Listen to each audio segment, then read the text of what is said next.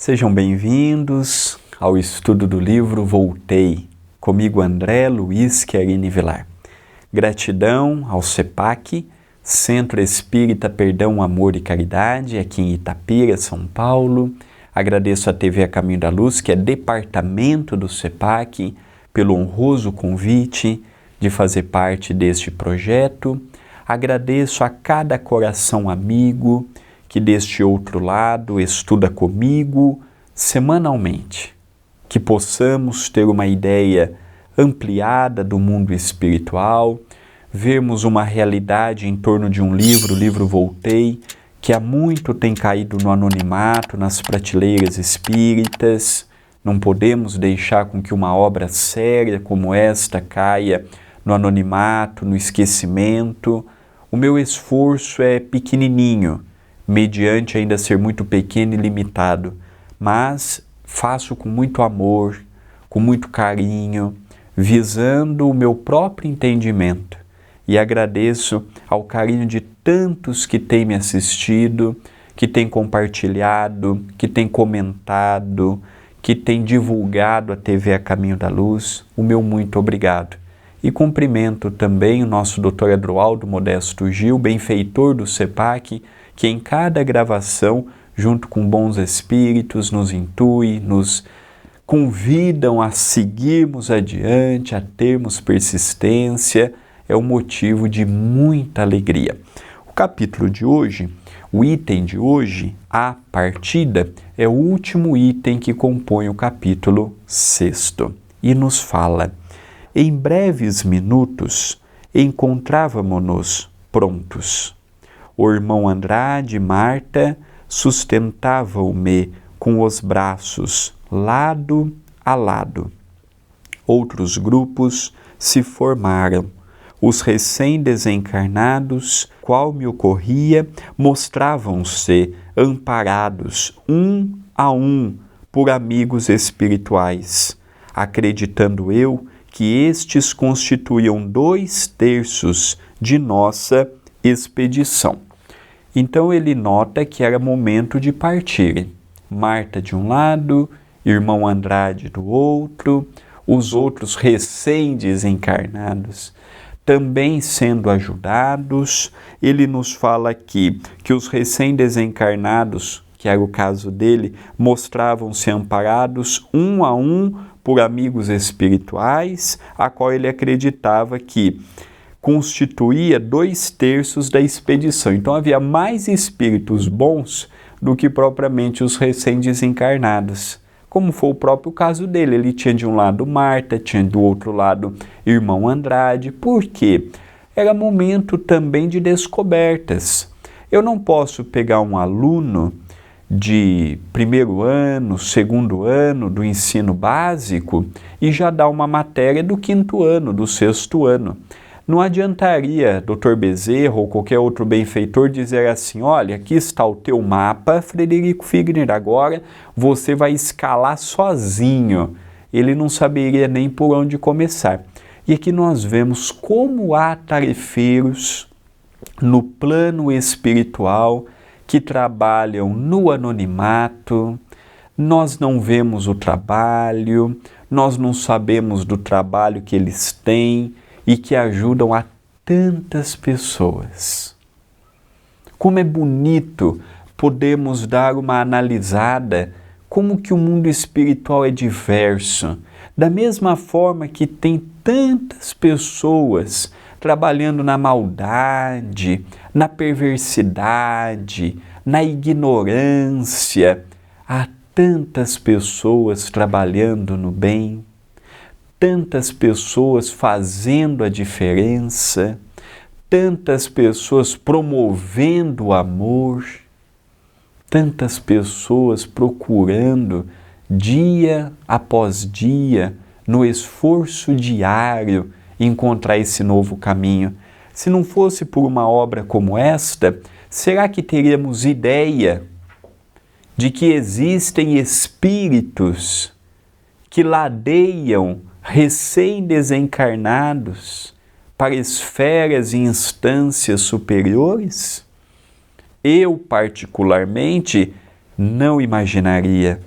As obras de André Luiz, por exemplo, nos abrem uma perspectiva de mundo espiritual totalmente diferente da perspectiva que nós temos quando estamos encarnados. É um mundo espiritual muito diferente do que temos. A cada obra de André Luiz, ele nos mostra situações e aspectos que, quando olhamos para a nossa vida material, pouco se assemelha. Por isso que essa senhora se distinguiu dos outros. Ela vivia o mundo, com as atribuições do mundo, mas já projetando as ações no bem. Ela não ficou preocupada com o mundo, ela passou pelo mundo, ela não se enraizou pelo mundo. O grande problema nosso é quando enraizamos no materialismo, no sentimento de posse, no orgulho, no apego ao corpo físico, no apego excessivo à família. Tudo que denota apego denota inferioridade. Tudo que denota sentimento de posse, é meu, é minha, denota inferioridade. Ao passo que quando eu vejo hoje é meu, hoje é minha, hoje está sob a minha responsabilidade, casa, carro, trabalho, comércio, indústria, A, B, C ou D, o que for, hoje está em minhas mãos. Eu passo do outro lado sem aquela ideia triste, é meu, é minha, eu posso, eu faço, eu construí, como tantas vezes eu tive a oportunidade de conversar no trabalho de desobsessão. Continua. A capacidade de volitar estava intimamente associada à força mental, porque após sentida a oração do supervisor, começamos a flutuar acima do solo, guardando comigo a nítida impressão de que o vigoroso pensamento de Bezerra nos comandava. A respeito disto, eu não tenho dúvidas. Frederico Figner, num tempo rápido, conseguiria também volitar, mas ele ainda não tinha destreza no pensamento para realizar de imediato. Então ele percebeu que era como se o pensamento do Dr. Bezerra estivesse abraçando todo aquele grupo e pela sua força vigorosa auxiliava a regiões que eles estavam destinados. Olha o poder do pensamento, o poder de concentração de um espírito como o de Dr. Bezerra. Se já é difícil você volitar, imagina você ajudar todo um grupo custodiado pelo seu intermédio. Uma coisa é eu volitar, sair daqui para colar o que já exige uma carga mental grande de concentração. Imagina você sustentar, evidentemente, com a ajuda de outros que estariam ali também, mas tendo como grande impulsionador a mente de Dr. Bezerra. Dr. Bezerra é um espírito qualquer? Não é. Aqui nós já percebemos um pouquinho os afazeres que ele tem no mundo espiritual. Aqui nós já percebemos o que ele foi convidado para as nobres atividades. Igual o Dr. Bezerra, felizmente o mundo espiritual superior está cheio de pessoas que nós não conhecemos o nome. Conhecemos Bezerra, conhecemos o Eurípides, conhecemos Chico Xavier, conhecemos estes espíritos nobres, mas existem muitos outros, igual essa senhora aqui, que aos olhos do mundo não era ninguém. Chegou melhor do que Frederico Figner, que era um homem riquíssimo, ajudou muitas instituições, era muito conhecido no meio espírita. Ela veio de bairro distante, provavelmente simples, não tinha nada, não tinha trabalho grande na seara do Cristo, mas chegou com mais luz do que ele que estava no centro espírita todos os dias. Olha a diferença evolutiva. Quantas senhoras simples, senhores simples não estão aí nos mais variados bairros de uma cidade? Que a gente nem sabe. Nem sabe que existe uma senhora dessa. Nem sabe que existe um senhor desse. E chega no mundo espiritual, nimbado de luz. E às vezes aquele que conheceu o Evangelho, estudou o Evangelho, não se preocupou com a reforma íntima, não se preocupou com a transformação moral, não se preocupou com a corrigenda, chega no mundo espiritual como um farrapo espiritualmente falando. Alguns meses atrás eu conversei no trabalho de desobsessão, nós não comentamos as comunicações que nós temos a nível espiritual, porque podemos atrair os espíritos, mas este foi um depoimento de um espírita desencarnado e que pediu para que passássemos adiante em forma de alerta.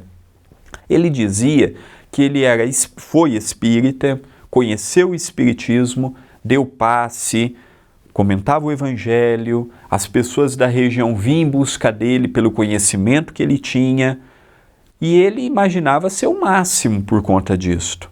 E ele desencarnou e não foi para o lugar que ele imaginava. Aquilo gerou sofrimento, raiva, desequilíbrio, e ele perguntava, mas o que eu fiz de errado? Eu conhecia, eu fazia isso, eu fazia aquilo, acolá, e de repente de nada me adiantou. E aí foi esclarecido a ele que ele sabia muito, que ele fez muito, mas que ele esqueceu da regra básica da ajuda ao próximo. Em casa ele era um pai que não se preocupava com os filhos, no trabalho ele era um profissional que não se preocupava com as pessoas ao seu lado, ele era uma pessoa que pensava apenas no conhecimento e esquecia de estender as mãos às pessoas que estavam ao seu redor. Então nós percebemos que fora da caridade não há salvação, não é fora do conhecimento, não é fora do centro espírita. E esta senhora, cristã, ela foi um mandato de amor, ela foi o equilíbrio da sua casa, ela foi virtuosa e incentivou pelo exemplo outras pessoas também a despertarem a virtude, o autoconhecimento e o caminho reto. Continua a descrição. O poder da individualidade evoluída e aperfeiçoada nos cometimentos espirituais deve assemelhar-se, de alguma sorte, ao do dínamo gerador em eletricidade, porque assinalava em mim, de modo inequívoco, o impulso determinante do orientador que ia à frente.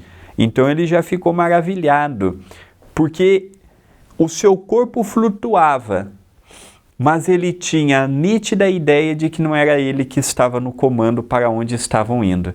Aí vem a orientação que nós vimos no vídeo passado.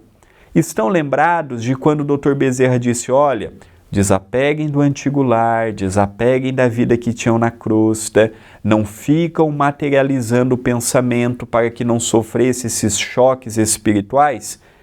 Em relação a isto, atrapalharia esta força que estaria os levando, projetada pela mente do Dr. Bezerra, e aqui ele realça uma vez mais como é grande o poder magnético de um espírito esclarecido e evangelizado, e o quanto que precisamos doutrinar o nosso pensamento e evangelizar o nosso sentimento para quando chegarmos no mundo espiritual não apresentarmos frente aos bons espíritos tanta resistência. Então ele ficou maravilhado com o poder de um espírito superior, de um espírito evoluído. Continua. Não seguíamos em cordão contínuo, mas em grupos de 2, 3 e 4, unidos uns aos outros. Apesar do abatimento, não quis perder o novo espetáculo. Em breves minutos, tínhamos as águas sob os pés elevando-nos vagarosamente à maneira de peixes humanos no mar aéreo. Então ele diz, olha, eu estou um pouco sonolento, o cansaço me chega, mas eu não quero perder essa cena não. A maioria dos que estavam nestas viagens de 2 a 3 a 4 pessoas, a maioria estava alheio ao que estava acontecendo. Tirando aquela senhora que tinha uma luz grande, tirando Frederico Figner, que não tinha luz, mas tinha consciência de tudo o que estava passando, e de mais um ou outro, os demais recém-desencarnados não tinham ideia do que se passavam, não tinham ideia do que o Dr. Bezerra, junto com outros mentores, estavam fazendo. Eles não tinham ideia, não captavam naquele momento. E por isso Frederico Figner tentou lutar para não cair no cansaço. Ele queria ver os detalhes. Era um espetáculo diferente. Ele, a partir daquele momento, veria muita coisa, mas a desencarnação é uma só. Ele não veria outra desencarnação dele, ele veria a desencarnação dos outros. Então ele queria narrar para nós.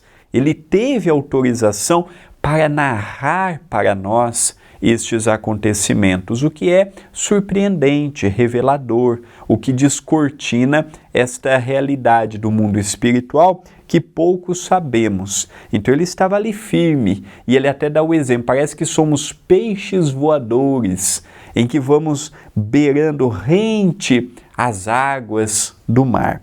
Continua, observação estranha, julguei que pudesse continuar vendo edifícios e arvoredo, rios e oceano, embora o véu noturno, como se contemplasse o solo planetário da janela de um avião comum. Todavia, a sombra embaixo se fazia assustadoramente mais espessa. Então ele já começou a ver que houve uma modificação no que ele via. Ele via o mar, os prédios, as matas, e de repente ele começou a se distanciar de tudo isto. Aí ele olhou para trás, o que ele viu?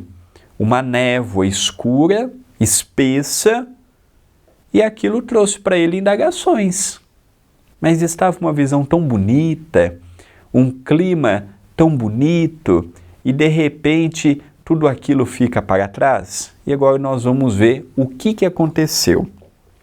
Indaguei do irmão Andrade sobre a origem do fenômeno, afirmando-me ele que a esfera carnal permanece cercada por vasta condensação das energias inferiores, diariamente libertadas pela maioria das inteligências encarnadas, assim como a aranha vive enredada na própria teia e que, de mais alto, com a visão de que já dispunha, poderia ver o material escuro a rodear a moradia dos homens. Então, o que ele percebeu pela resposta de irmão Andrade? Que aquela névoa espessa, escura, era fruto do pensamento dos encarnados. Negativismo, pensamentos de revolta, pensamentos de cólera, pensamentos de vingança, pensamentos de ódio, que é o que a maioria das pessoas pensam, e por que não trazermos também para a nossa realidade, que nós pensamos? Então aquilo era fruto do desequilíbrio humano. Um pensamento de ódio, um pensamento de raiva, um pensamento de desejar mal a uma pessoa, por mais que nós somos atrasados espiritualmente, nós temos que superar este momento evolutivo. Nós precisamos mudar, crescer, expandir a forma de nós vermos. Não é porque eu sou, moralmente falando, ainda tendo muito o que percorrer, que eu vou ficar a vida toda por detrás deste jargão. Ah, André, o meu grau evolutivo permite que eu faça isso. Não! Ódio, há muito nós já podemos superar.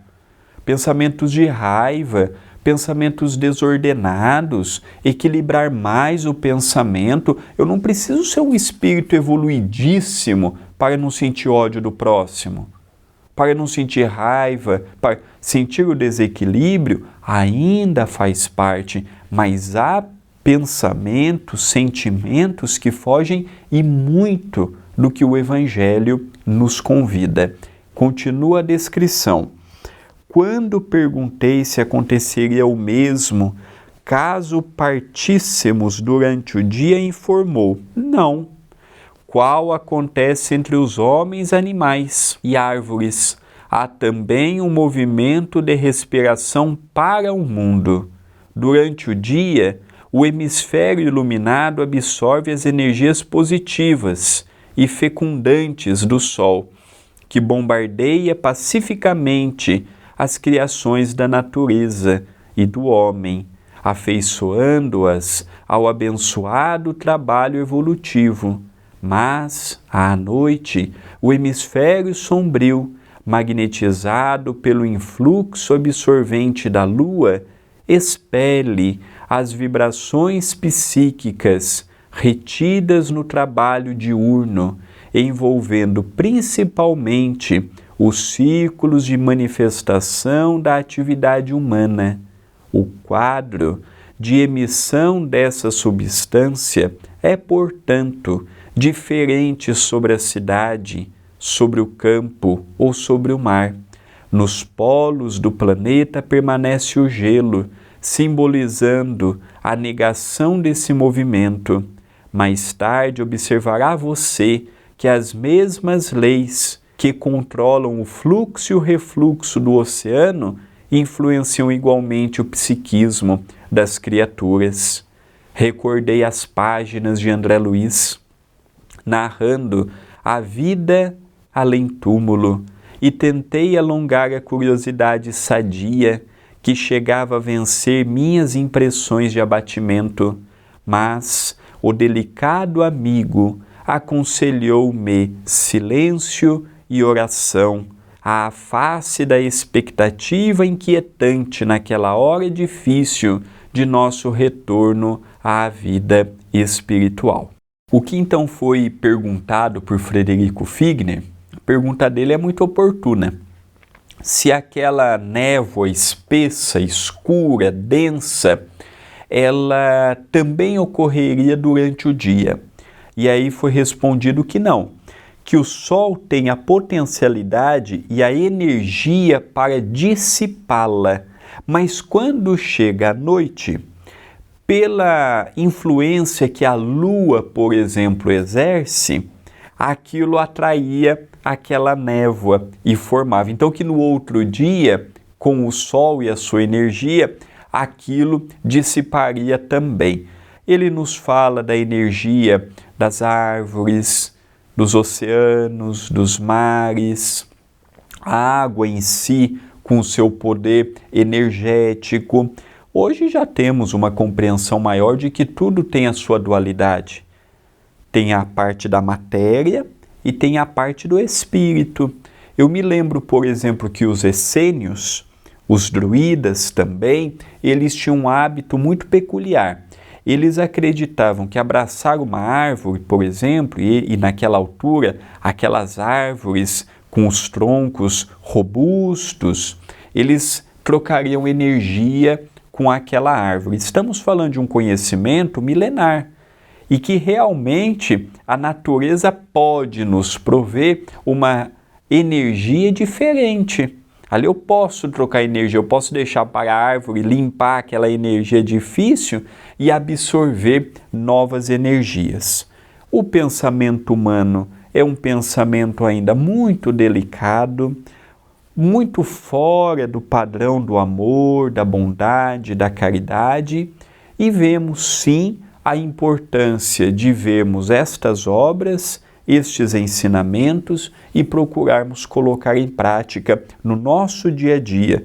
Da mesma forma que eu filtro a água que eu tomo, da mesma forma que eu tomo cuidado com o alimento que eu cozinho, que eu preparo, é importante filtrarmos bons pensamentos, deixarmos de lado pensamentos equivocados, não entrarmos em faixas que podem associar a espíritos do mesmo desejo, do mesmo padrão espiritual, é procurarmos fazer a diferença no mundo injusto, no mundo ingrato, no mundo de valorização do que as posses podem nos oferecer.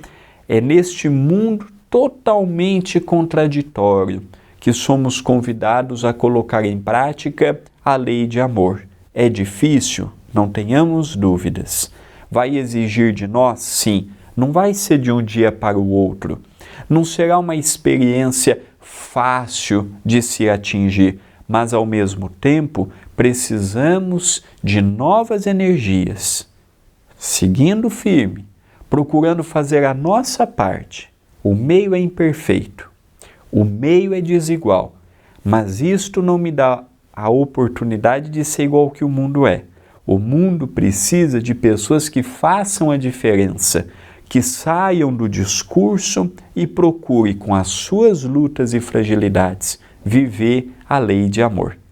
Estamos chegando ao término do estudo, do programa, do livro Voltei.